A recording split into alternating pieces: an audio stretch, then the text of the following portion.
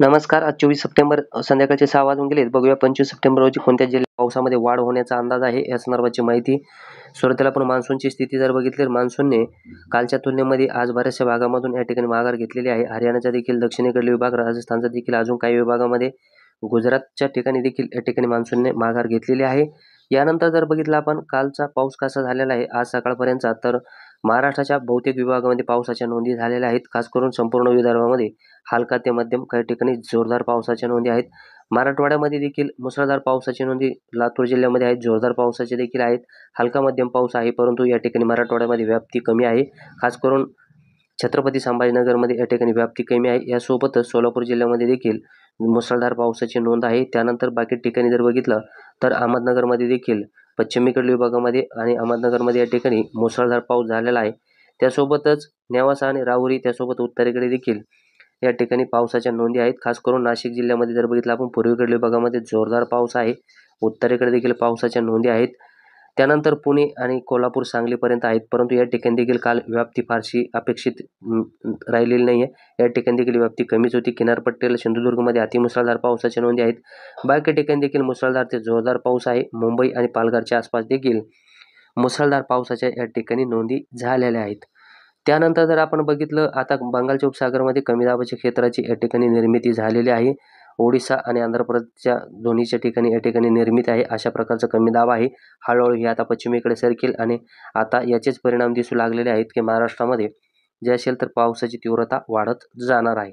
याच प्रभावाखाली आपण जर बघितलं तर छत्रपती संभाजीनगरमध्ये पाऊस नव्हता, परंतु आता या ठिकाणी देखील तीव्र गडगडाटी पावसाचे ढग आहेत. जालन्यामध्ये देखील पाऊस नव्हता, या ठिकाणी देखील चांगल्यापैकी गडगडाटी पावसाचे ढग सुरू झालेले आहेत. बुलढाण्यामध्ये देखील तीव्र गडगडाट देईल असे ढग आहेत.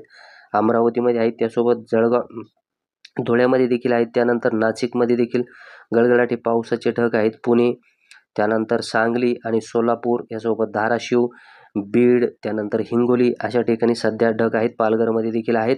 आणि आज रात्री जो पावसाचा अंदाज असेल तर किनारपट्टीला आज उशिरापर्यंत चांगल्यापैकी पावसाची सक्रियता वाढण्याचा अंदाज आहे.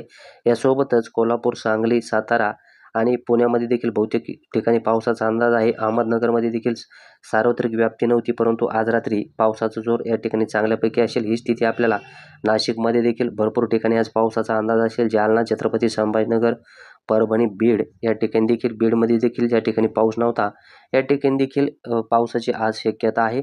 यासोबतच विदर्भामध्ये देखील आज रात्री उशिरापर्यंत पावसाची सक्रियता वाढणार आहे आणि मुसळधार पावसाच्या नोंदी होण्याचा या ठिकाणी अंदाज आहे.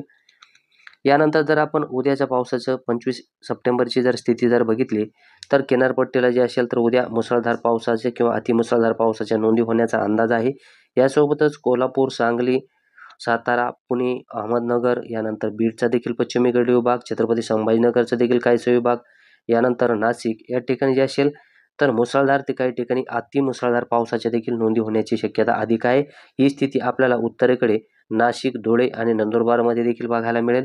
यानंतर बाकी जो मुसळधार पाऊस होणार आहे तर सोलापूर, त्यासोबत धाराशिव, लातूर, नांदेड, यानंतर बीड, परभणी, हिंगोली, जालना, छत्रपती संभाजीनगरचा राहिलेला विभाग, त्यानंतर जळगाव, अमरावती, बुलढाणा, अकोला, वाशिम, यवतमाळ या ठिकाणी देखील मुसळधार पावसाची शक्यता आहे. विदर्भाच्या पूर्वेकडील विभागामध्ये, त्यासोबत उत्तरेकडे देखील, यानंतर यवतमाळचा काहीसा पूर्वेकडील विभाग येऊ शकतो. गडचिरोली या ठिकाणी देखील मुसळधार पावसाची शक्यता उद्या 25 सप्टेंबरसाठी असणार आहे. एकंदरीत उद्या जो पावसाचा जोर असेल तर दिवसभरामध्ये असणारच आहे, परंतु रात्री अजून तीव्र होण्याचा अंदाज आहे. कारण की आता जसं जसं सिस्टम जवळजवळ येऊ लागेल महाराष्ट्राच्या, तसा तसा पाऊस पुढं होत जाईल आणि उद्या रात्री किंवा रात्रीच्या नंतर जेव्हा पाऊस वाढेल त्यानंतर पावसाची सक्रियता अजून उत्तरेकडे होत जाईल आणि हा पाऊस दक्षिणेकडे हळूहळू कमी होत जाणार आहे. परवापर्यंत दक्षिणेकडील काही विभागामध्ये जे असेल तर पावसाचा जोर हा ओसरलेला आपल्याला बघायला मिळेल. यानंतर जर बघितलं आपण हवामान विभागाचे प्रमुख इशारे 25 एप्रिलसाठी काय आहेत, तर पुणे, त्यासोबतच रायगड या जिल्ह्यामध्ये अतिमुसळधार पावसाचा रेड अलर्ट देण्यात आलेला आहे. तर सिंधुदुर्ग, रत्नागिरी, मुंबई, ठाणे, पालघर, नाशिक, अहमदनगर आणि वाशिम जिल्ह्यामध्ये अतिमुसळधार पावसाचा ऑरेंज अलर्ट आहे. यानंतर जे मुसळधार पावसाचे इशारे आहेत त्यामध्ये कोल्हापूर, सातारा, नंदुरबार, धुळे, जळगाव, छत्रपती संभाजीनगर, जालना, परभणी, हिंगोली, बुलढाणा, अकोला, अमरावती, यवतमाळ आणि गडचिरोली जिल्ह्यामध्ये देखील मुसळधार पावसाचा येलो अलर्ट आहे. तर बीड, धाराशिव, लातूर, नांदेड, वर्धा, नागपूर, भंडारा, गोंदिया आणि चंद्रपूर या जिल्ह्यामध्ये देखील विजांसहित गडगडाटी पाऊस होण्याचा येलो अलर्ट आहे.